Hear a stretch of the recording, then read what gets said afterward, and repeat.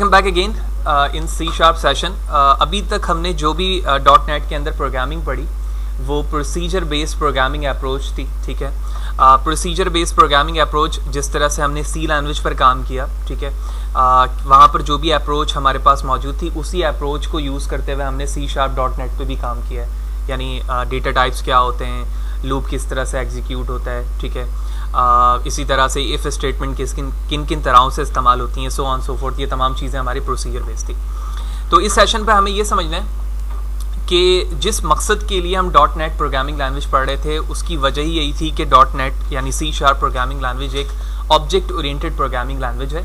तो इस सेशन पे हमें ऑब्जेक्ट ओरिएंटेड का कॉन्सेप्ट समझना है, लेकिन उससे पहले हम जो प्रोग्रामिंग पहले पढ़ रहे थे यानी जो अप्रोच हमारी पहले थी वो एक प्रोसीजर बेस्ड की थी।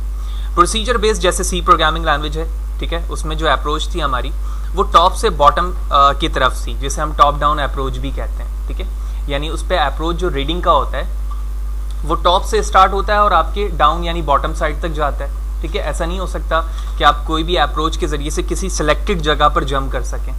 ठीक है, एक्सेप्ट आप जंप स्टेटमेंट इस्तेमाल करते हैं, लेकिन इसके अलावा कोई ऐसी अप्रोच नहीं होती है आपके पास जो आपकी प्रोग्रामिंग मेथडोलॉजी को चेंज कर सके। तो ऐसी मेथडोलॉजी को हम प्रोसीजर बेस या प्रोसीजर ओरिएंटेड प्रोग्रामिंग कहते हैं, जिसके अंदर हमारे पास जो रीडिंग स्ट्रेटजी होती है कंपाइलर की वो टॉप से बॉटम या डाउन साइड होती है।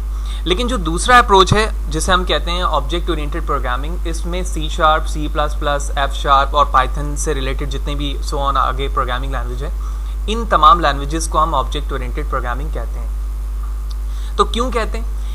शॉर्टली जो इसके सामने हमने यहाँ पर एक वर्ड लिखा हुआ है, इसका मतलब है bottom up approach. Bottom up approach in short word लिखा हुआ है, इसका मतलब ये है कि यहाँ पर जो रीडिंग अप्रोच है वो नीचे से ऊपर की तरफ है प्रोग्रामिंग की। ठीक है, यानी हम अपने प्रोग्राम को ऑब्जेक्ट पर बेस करते हैं। ठीक है, फॉर्मल डेफिनेशन पे बताया जा रहा है object oriented programming is a programming structure where programs are organized around the object as opposed to action and logic. ठीक है, यानी आप हर मेथडोलॉजी के अंदर यानी जब आप ऑब्जेक्ट ओरिएंटेड को इस्तेमाल कर रहे हैं तो आपका प्रोग्राम एक खास ऑब्जेक्ट पर बेस कर रहा है। ठीक है, वो ऑब्जेक्ट कोई से भी हो सकता है। फॉर एग्जांपल आप कोई क्लास बनाना चाह रहे हैं कार के नाम से, यानी आपकी पूरी जो मेथडोलॉजी है प्रोग्रामिंग की वो एक कार पर बेस करती है। तो कार हमारा क्या है? एक ऑब्जेक्ट है। ठीक है, उस पर क्या क्या फीचर्स हो सकते हैं, उस पर क्या क्या फंक्शंस ऐड करवाई जा सकती है, उसमें कौन कौन सी प्रॉपर्टीज हो सकती हैं, ये तमाम चीज़ें इस प्रोग्रामिंग पर बेस कर रही हैं। फर्दर आगे बताया जा रहा है this is essentially a design philosophy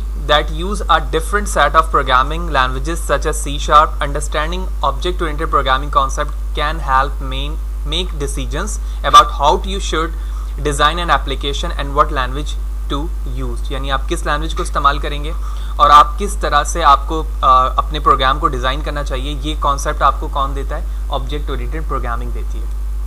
तो हमने यहाँ पर ये समझ लिया इन सिंपल वर्ड कि ऑब्जेक्ट ओरिएंटेड क्या है, जिस प्रोग्रामिंग स्ट्रक्चर में हमारा प्रोग्राम आपके ऑब्जेक्ट पर ऑर्गेनाइज्ड हो। ठीक है, और ऑब्जेक्ट के हवाले से हम जान चुके हैं कि वो कोई भी फंक्शन से रिलेटेड चीज़ें हो सकती हैं जिस पे आपका प्रोग्राम बेस करता है।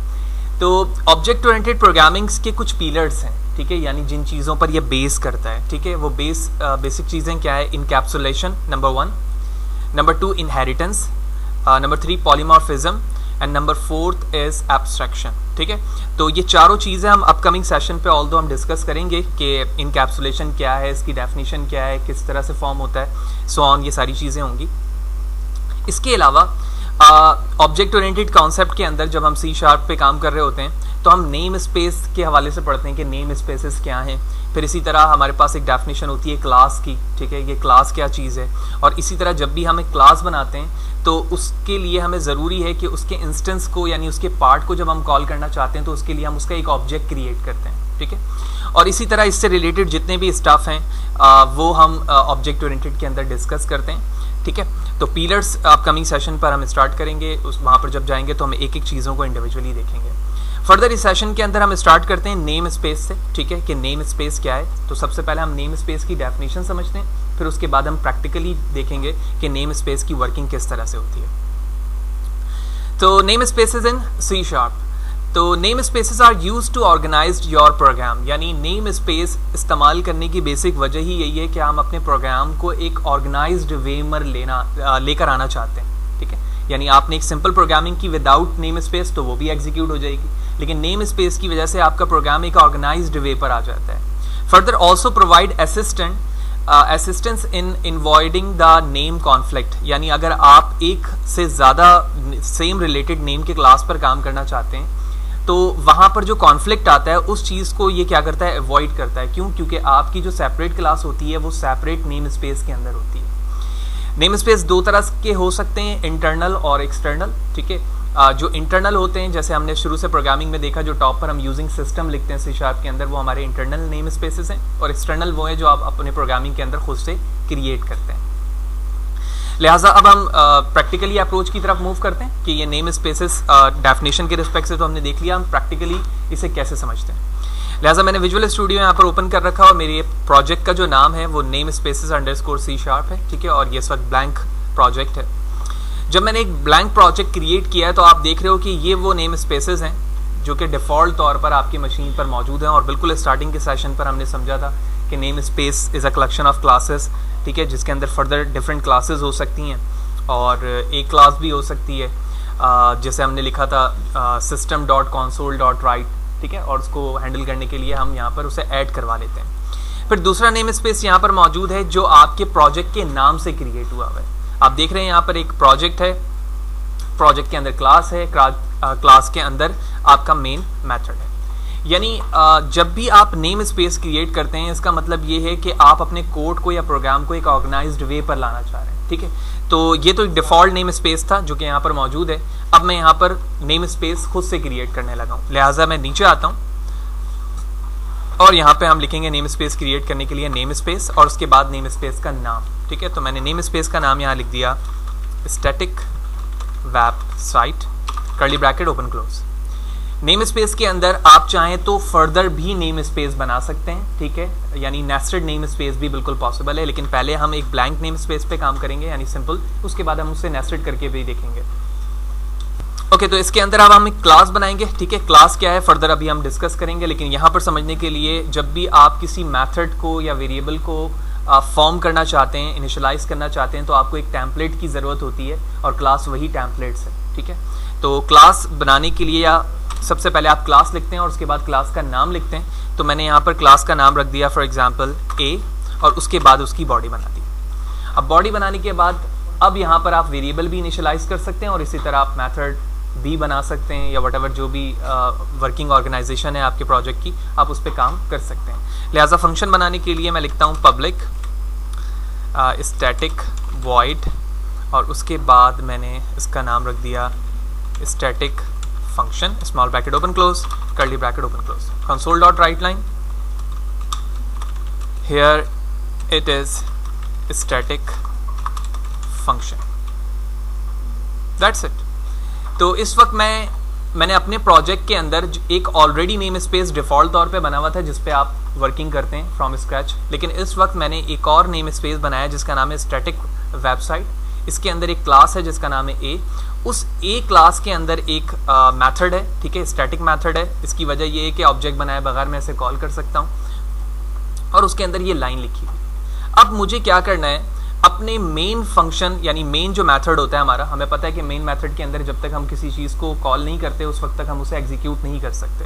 लिहाजा आपको याद होगा जब हमने बिल्कुल स्टार्टिंग पे काम किया था तो system.console.writeline लिखा था, ठीक है। लिहाजा अभी मैंने जब नीचे वाले नेम स्पेस को ऊपर ऐड नहीं करवाया है तो इसके लिए मुझे सबसे पहले क्या लिखना होगा, नेम स्पेस का नाम लिखना होगा। लिहाजा मैंने इसे कॉपी किया और उसके बाद डॉट प्रेस किया। तो आप देख रहे हो डॉट प्रेस करते ही मुझे इंटेलिजेंस में क्लास का नाम दिख रहा है जो इसके अंदर एक ही क्लास है, लिहाजा एक ही क्लास मुझे दिख रही है। तो मैंने इसको ऐड करवाया, ऐड करवाने के बाद दोबारा डॉट प्रेस किया। आप देख रहे हैं इसमें एक ही फंक्शन है जिसका नाम है स्टैटिक फंक्शन, वो यहाँ पर आ रहा है। मैंने इसे कॉल किया, स्मॉल ब्रैकेट ओपन क्लोज किया, जूम आउट करता हूँ, कंट्रोल F5 करता हूँ and let's see what will be the output and here it is. जो फंक्शन के अंदर चीज़ें मौजूद थी वो यहाँ पर कॉल हो चुकी हैं। ये तो हमारा वो तरीका था जो नेम स्पेस को नीचे के बाय नेम कॉल करने का तरीका था। अगर मैं चाहता हूं कि इसको ऐड करवाना है तो इसके लिए हमें क्या करना होता है, हम यहां से इसे हटाते हैं और हटाने के बाद टॉप पर आते हैं और यहां लिखते हैं यूजिंग और उसके बाद मैंने अपने नेम स्पेस का नाम लिख दिया जो अभी मैंने क्रिएट किया। लिहाजा नाम लिखते ही आप देख रहे हो यहाँ पर ए के साथ अब कोई भी एरर मौजूद नहीं है और इसकी एग्जीक्यूशन बिल्कुल वैसी ही होनी चाहिए जैसे कि हम क्या लिखते हैं, console.writeLine लिखते हैं, क्योंकि console it's also the name of the class. Control F5 करता हूँ and the same result. Similarly क्या हम इसे नेस्टेड कर सकते हैं, यानी मैं अगर नेम स्पेस के अंदर एक और नेम स्पेस बनाना चाहता हूं तो बिल्कुल ये भी पॉसिबल है। लिहाजा इस काम को करने के लिए मैंने सेम नेम यहां से कॉपी किया, not this one, here it is. Copy करने के बाद मैं इस नेम स्पेस के अंदर मौजूद हूं, मैंने यहां पर इसे पेस्ट किया और इसका नाम रख दिया स्टैटिक नेस्टेड। ठीक है, जिस तरह से कर्ली ब्रैकेट ओपन हुई है नीचे कर्ली ब्रैकेट क्लोज करूंगा तो अब आप देख रहे हैं कि स्टैटिक वेबसाइट के अंदर एक और स्टैटिक नेस्टेड के नाम से नेम स्पेस है और इसके अंदर एक क्लास मौजूद है ए और ए के अंदर ये मेथड बना हुआ है।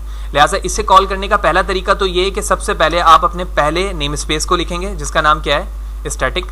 क्योंकि ऑलरेडी मैं ऊपर नेम ऐड करवा चुका हूं तो पहले मैं इस नेम को हटा देता हूं यहां से और उसके बाद हम यहां पर अपने नेम स्पेस का नाम लिखते हैं। तो आप देख रहे हो नेम स्पेस इस तरह से शो होता है जो कि कर्ली ब्रैकेट के साथ यहाँ पर इंडिकेट हो रहा है, which mean it is a name space. मैंने इसको ऐड करवाया, डॉट प्रेस किया, इसके बाद आप देख रहे हो दूसरा नेम स्पेस शो हो रहा है, वो भी कर्ली ब्रैकेट के साथ है।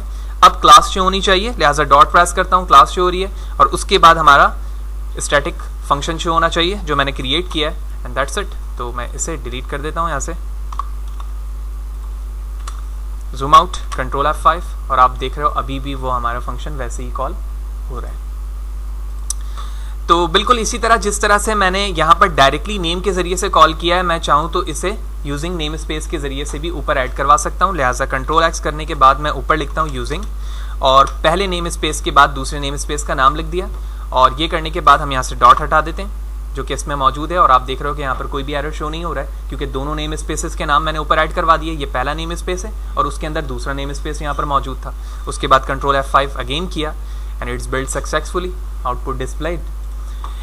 तो दोनों तरीकों से हमने देख लिया कि नेम स्पेस क्या है। बिल्कुल जिस तरह से मैंने यहाँ पर एक नेम स्पेस बनाया है उसके अंदर एक और बनाया, आप चाहें इस सेम कोड को कॉपी पेस्ट करके नीचे एग्जीक्यूट करें और इस तरह मल्टीपल नेम स्पेसेस बनाकर आप अपने प्रोजेक्ट के अंदर के काम को ऑर्गेनाइज्ड वे पर ला सकते हैं कि कौन सा सेपरेट काम किस नेम स्पेस की क्लास के अंदर मौजूद है और कौन सा सेपरेट काम किस नेम स्पेस की क्लास के अंदर मौजूद है, ताकि जब आप उसमें काम कर रहे हो और फर्दर फ्यूचर के अंदर इन्हेंसमेंट की ज़रूरत हो तो हम डायरेक्टली उस नेम स्पेस के अंदर मौजूद क्लास में जाकर फ्यूचर वर्किंग करते हैं। दूसरा अहम काम यहाँ पर ये है कि अगर आप नेम स्पेस को शॉर्ट वे पे रिप्रेजेंट करवाना चाहते हैं, यानी फॉर एग्जांपल ये एक नेम स्पेस है और ये एक काफ़ी बड़ा नाम है, आप इसको चाहें तो शॉर्ट वे पे भी एलियास के ज़रिए से रिप्रेजेंट करवा सकते हैं। इसका तरीका ये होता है कि आप एक नेम दें इस पूरे नेम स्पेस को जो कि काफ़ी बड़ा है यहाँ पर, और ये देने के बाद मैं इसका नाम रखता हूँ फॉर एग्ज़ाम्पल फ़हद इक्वल।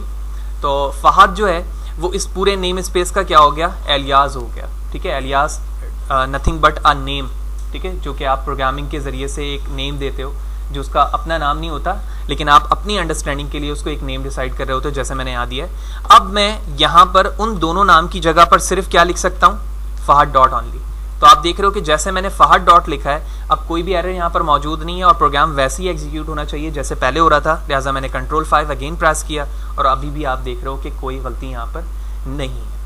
तो ओवरऑल इस सेशन के अंदर हमने सबसे पहले ये देखा कि ऑब्जेक्ट ओरिएंटेड का कॉन्सेप्ट क्या है, क्यों इस्तेमाल करते हैं, ठीक है, ताकि हमारी जो प्रोग्राम है उसकी एग्जीक्यूशन, रीडेबिलिटी और उसे बार बार जो यूज़ करने का तरीका होता है वो हमारे लिए आसान हो जाए।